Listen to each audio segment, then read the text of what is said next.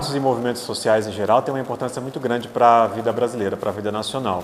Nos momentos mais cruciais da história brasileira, nos momentos em que o Brasil precisou tomar a decisão em torno de alguns rumos, os sindicatos tiveram um papel preponderante. Acho que a gente pode contextualizar o início dos sindicatos ali no começo do século XX, quando o Brasil começa a se industrializar, principalmente ali São Paulo, que recebe uma leva muito grande de imigrantes italianos. A quebra da cultura cafeeira também faz com que haja uma migração muito grande do interior para as zonas urbanas. O Brasil começa um primeiro processo de industrialização. Esse processo de industrialização vai fomentar na classe trabalhadora que estava ali surgindo a necessidade de se organizar para lutar por direitos, para lutar por melhores condições de trabalho. Então, em decorrência desse processo de mobilização, os sindicatos começam a se constituir oficialmente e formalmente. Com o governo Vargas, os sindicatos passam a ter corpo, passam a ter essa cara mais próxima dessa cara que a gente conhece hoje. No governo Vargas, a gente tem a consolidação das leis dos trabalhos, que regulamentam uma série de direitos trabalhistas que foram sendo conquistados ao longo do tempo, e, ao mesmo tempo, regulamenta e fortalece a atividade sindical.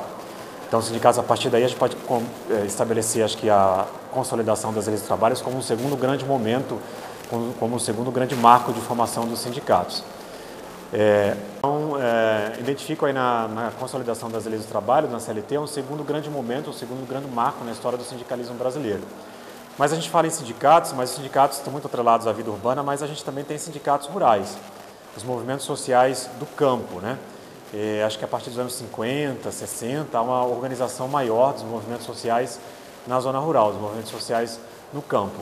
Então, a partir dos anos 60, a gente vai ter nas cidades os sindicatos nas zonas urbanas, os sindicatos da atividade industrial, da atividade de serviço, da atividade de comércio, e nas zonas urbanas, nos sertões, os movimentos sociais, as ligas campesinas, as ligas camponesas. Então, a gente vai ter esses dois movimentos sociais, nas zonas urbanas, nas zonas rurais, sendo fundamentais para a luta da sociedade brasileira. Então, a gente tem, por exemplo, na ditadura militar, uma resistência muito forte dos sindicatos, inicialmente, depois a repressão veio muito dura e os sindicatos foram sufocados, mas mesmo para o processo de redemocratização do país, a gente tem no movimento sindical a origem ali, os movimentos sindicais do ABC paulista principalmente, as greves do ABC, quando emerge a figura do Lula principalmente, são os primeiros movimentos que vão depois culminar com o movimento das diretas já, que depois vão culminar com a redemocratização do Brasil. E a gente tem depois, nos anos 80, um momento crucial também para a vida sindical.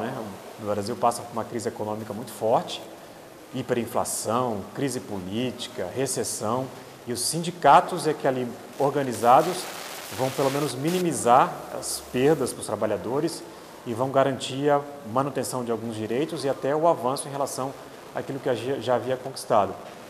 Outro grande momento de importância dos sindicatos das indústrias, dos trabalhadores das indústrias, dos trabalhadores do comércio, das ligas camponesas, dos movimentos sociais do campo, é a Constituição de 88. O processo de elaboração da Constituição de 88 teve uma participação muito grande do movimento sindical, dos movimentos sociais como um todo.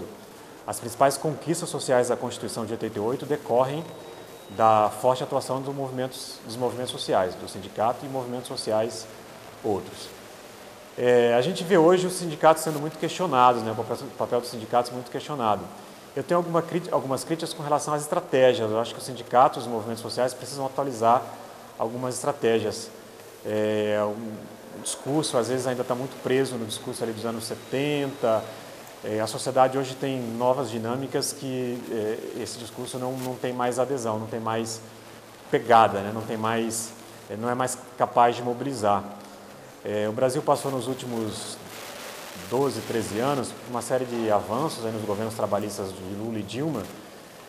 Eu acho que os sindicatos, de alguma forma, se acomodaram nesses avanços, não conseguiram continuar no seu processo de mobilização, no seu processo de comunicação com as bases, de movimentação com as bases. E agora que a gente vive, neste momento hoje, 2017, com uma série de direitos sendo ameaçados, direitos já sendo perdidos, os sindicatos parecem que não estão conseguindo se reencontrar com a base, se reencontrar com a classe trabalhadora, se reencontrar com os movimentos populares, se reencontrar com a base operária. Então, neste momento hoje, 2017, que a gente vê uma série de direitos sendo ameaçados, alguns direitos sendo perdidos, o sindicalismo brasileiro, os movimentos sociais se veem diante de um dilema, né? Conseguir trazer de volta essa base, conseguir novamente se comunicar com essa base, conseguir novamente mobilizar, mas ao mesmo tempo precisando adequar seu discurso, adequar sua narrativa. É um desafio muito grande para o movimento sindical. A gente vê algumas experiências exitosas, mas vê algumas dificuldades de mobilização novamente aí das bases e das massas, enfim, daqueles que mais precisam estar junto na luta, porque serão os mais afetados, estão sendo os mais afetados por essas mudanças que a gente tem verificado recentemente aí nos últimos 1 ano e meio, 2 anos.